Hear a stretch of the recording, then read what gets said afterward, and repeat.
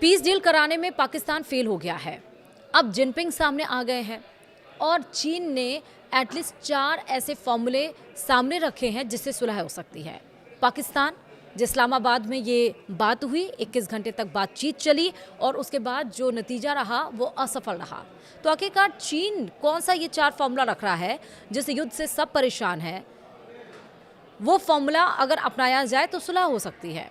चलिए इस वीडियो में हम यही समझते हैं। नमस्कार, आप देख रहे हैं न्यूज़ 18 का डिजिटल प्लेटफॉर्म। मैं हूं आपके साथ श्रुति श्रीवास्तव। शी जिनपिंग ने स्थायी शांति पर जोर दिया है। इसके लिए उन्होंने किसी भी देश पर हमला न करने की बात कही है। जिनपिंग ने खाड़ी देशों की संप्रभुता की रक्षा की भी मांग की है। इतना ही नहीं, जिनपिंग ने कहा कि ईरान की सरकार को स्वीकार करना होगा, तभी बात बन सकती है। और ईरान जंग में पहली बार जिनपिंग के में कोई बयान दिया है। विस्तार से समझते हैं।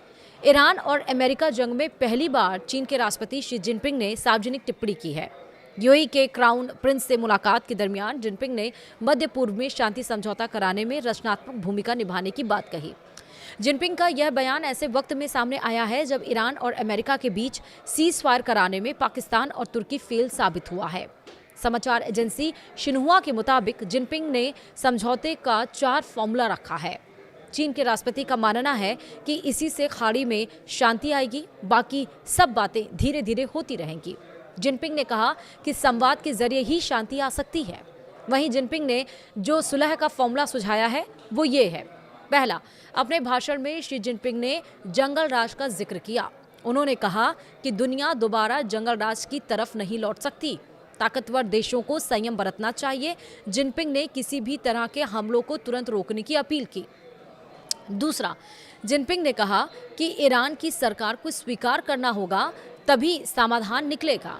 ईरान एक संप्रभु राष्ट्र है और उसके शासन को मान्यता देने से ही आगे की बातचीत संभव है। अगर उसे स्वीकार नहीं किया गया तो संकट और बढ़ेगा।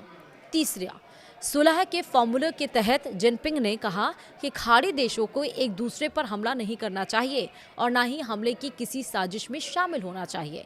ऐसा करने से स्थिति और बिगड़ सकती है। वहीं चौथा, जिनपिंग ने स्थायी शांति पर जोर दिया।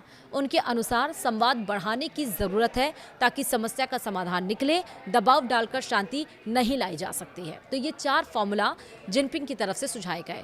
वहीं आखिरकार जिनपिंग का बयान जो अभी तक शांत था, यूएई से मुलाकात के बाद क्यों अहम माना जा रहा है? जंग के बीच पहली बार जिनपिंग ने ईरान और अमेरिका को लेकर कोई बयान दिया है। चीन को ईरान का करीबी देश माना जाता है।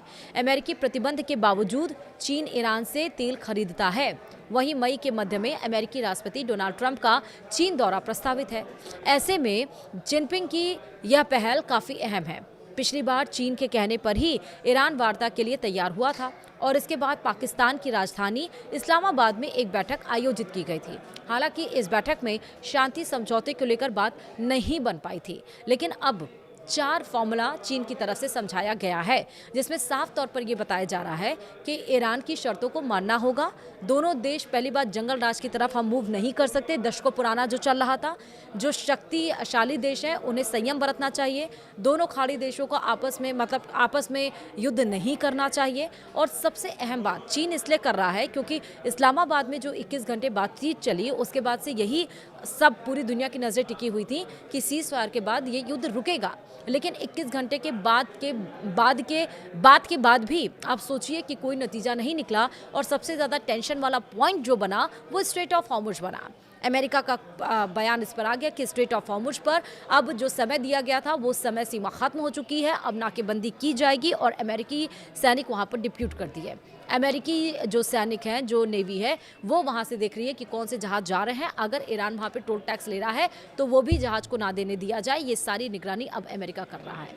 हालांकि जब सीज फायर हुआ था 2 हफ्ते का, तो उसमें ये भी बोला गया था कि ईरान अब यूरेनियम संवर्धन नहीं करेगा, नहीं बनाएगा और सैटेलाइट के जरिए ईरान की सारी गतिविधियों पर नज़र रखी जाएंगी और अमेरिका ईरान मिलकर काम करेंगे।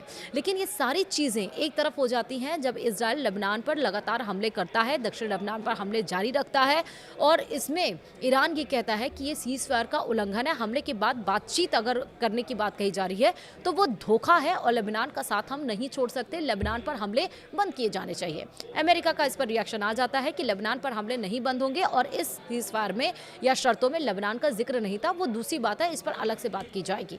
लेकिन 4 फॉर्मूला जो चीन की तरफ से सुझाया गया है, चीन के ही कहने पर ईरान तैयार हुआ था बातचीत करने के लिए। क्या इन 4 फॉर्मूलों को अब अमेरिका, इजरायल और ईरान मानेगा, ये देखने वाली बात जरूर होगी। फिलहाल वीडियो में इतना ही। नमस्कार।